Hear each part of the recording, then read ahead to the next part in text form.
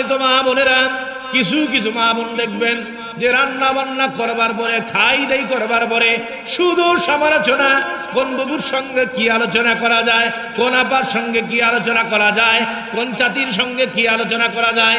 দেখবেন আমের গাছের আটা কোন গাছে, জোরে বলেন।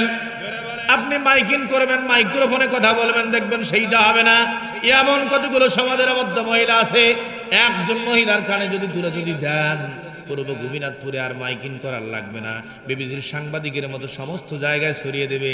এরকম মহিলা আছে না নাই? এই মহিলাদেরকে নাম দেওয়া হয়েছে বিবিসির সাংবাদিক। কিসের সাংবাদিক?